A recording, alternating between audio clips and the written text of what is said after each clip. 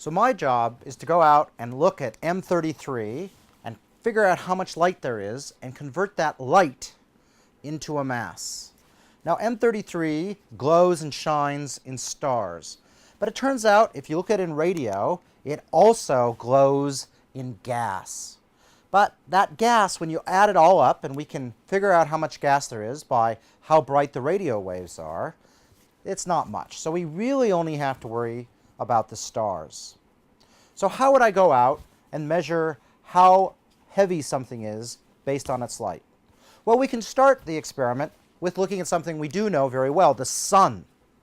So the sun has a brightness 3.8 times 10 to the 26 watts and a weight, or a mass, 2 times 10 to the 30 kilograms.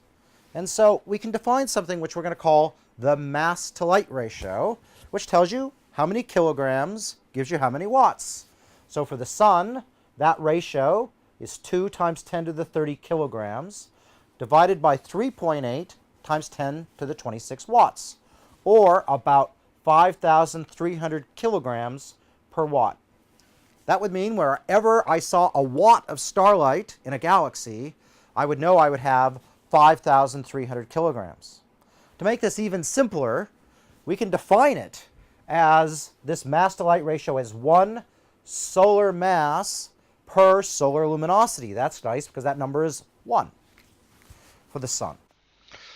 So the mass of M33 is going to be able to be determined from how much light there is, or its luminosity, so the luminosity of M33, times this magic function, which is the mass to light ratio, which for the sun is 1.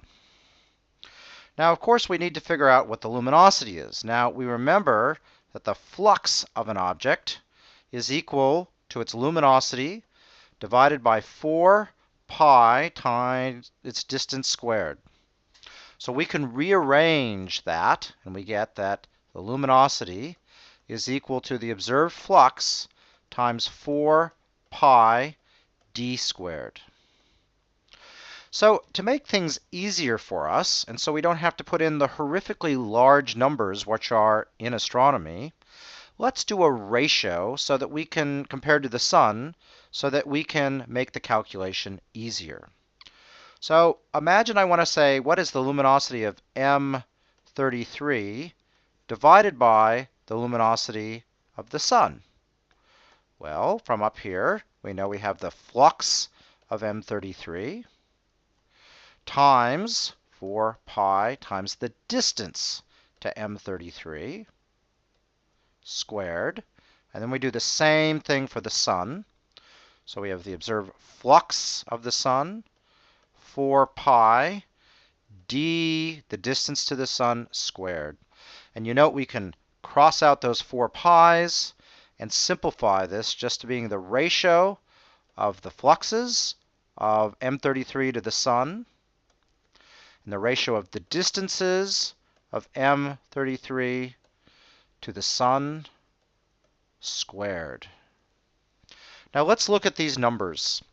If we go out and we see how bright the sun is compared to M33, it turns out the observed flux of the sun is equal to 10 to the 13 times the flux of M33. The other thing we need to know is the distance to M33.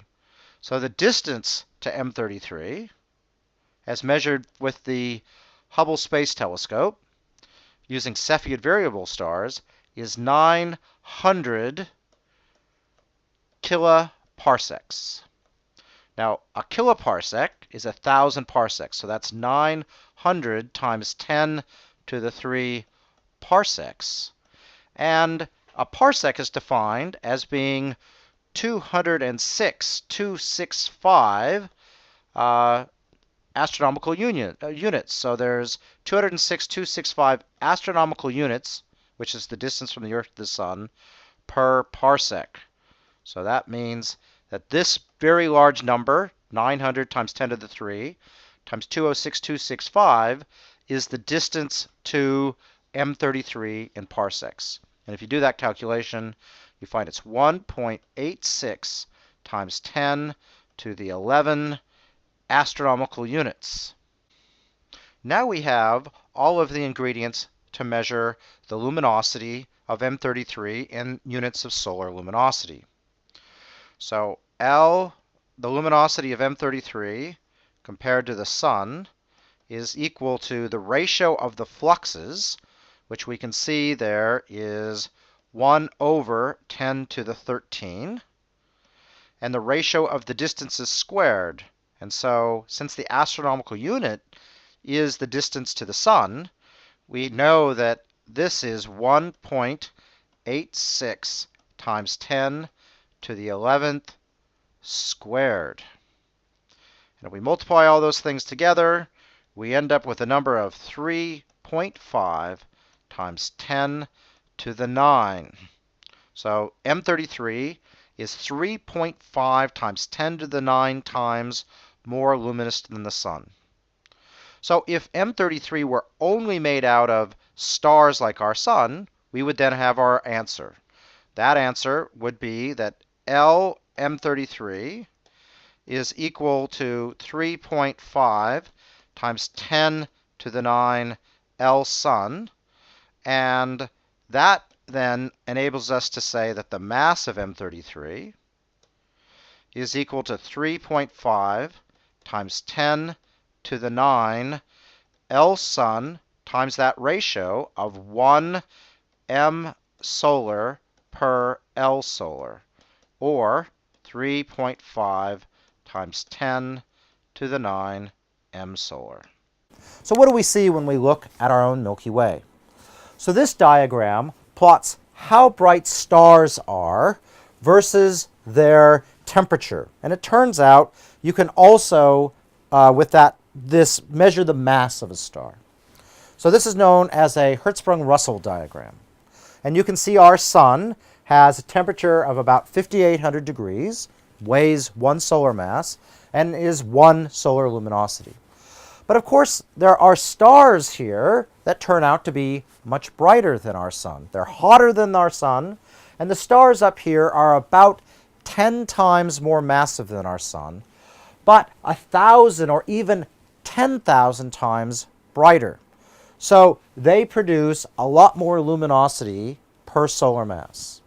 But there's also these faint stars down here, and it turns out there's a lot more faint stars in our Milky Way than there are bright stars. And these objects down here weigh 1/10 of a solar mass, but only produce a 10,000th or even 100,000th of the luminosity of our sun. So there is, with these stars, a much higher mass per luminosity. So what we need to do is take a census and do a giant accounting exercise where we figure out how bright each star is, how frequent it is, and what its mass is. And we put it together to find out the average mass to light ratio for stars in the Milky Way.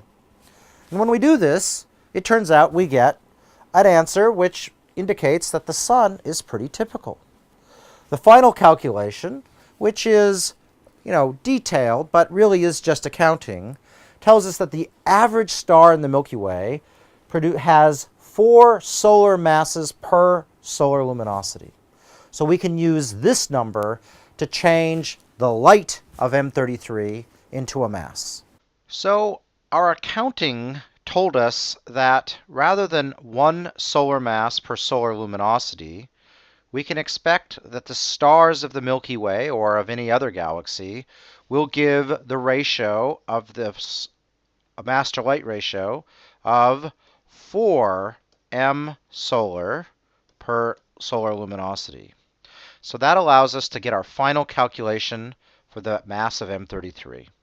Mass of M33 will be equal to 3.5 times 10 to the 9 L solar times 4 M solar per L solar, giving us our final number of 4 times 3.5 times 10 to the 9. So that is how massive we think M33 is from how many stars it has.